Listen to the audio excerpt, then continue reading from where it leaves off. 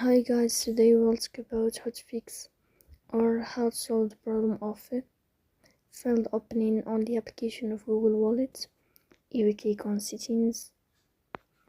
In this page you will go to apps, default apps, app settings.